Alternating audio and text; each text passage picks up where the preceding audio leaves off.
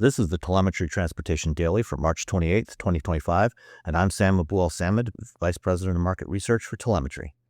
When automakers began launching battery electric pickup trucks a few years ago, they had very high hopes that it would finally be the pathway to actually earning profits on EVs. Unfortunately for the automakers, a couple of factors generated speed bumps on that pathway. While electric trucks offered tremendous performance, including towing capabilities of at least 10,000 pounds, it turned out that when towing large trailers, especially campers, the range plummeted and the charging infrastructure was just not up to the task. These trucks were also extraordinarily expensive, with most of the early variants close to or well above $100,000. General Motors had planned to have 2 Michigan assembly plants producing full-size electric trucks with volumes of 400,000 units a year by the end of 2024.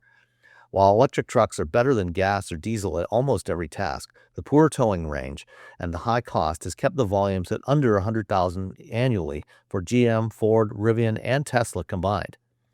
This week, GMC announced the addition of 2 new trims and additional battery sizes for the 2026 model year of its Sierra EV.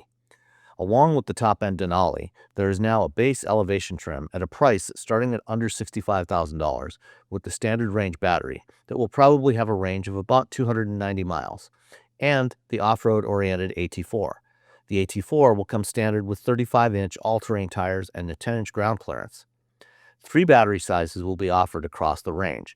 The 14-module standard range with likely capacity of about 119 kilowatt hours in the existing 20 and 24 module packs with 170 and 204 kilowatt hours of usable capacity.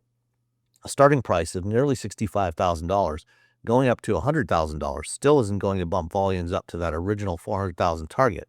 But for a lot of customers, it should make the Sierra EV much more palatable. The new model year will probably also bring changes to the Chevrolet Silverado EV lineup that shares its architecture and main components, and may bring this electric Silverado with a bit less standard equipment down below $60,000 and approaching the average transaction price of gasoline trucks. Now, if GM really wants to ramp up its EV sales volume, it probably needs to think about moving production of the Equinox EV from Mexico to its currently idled Orion, Michigan plant that formerly built the Bolt so it can avoid new tariffs and maintain that $35,000 starting price. With nearly 320 miles of range, that would remain one of the best EV values in the U.S. market.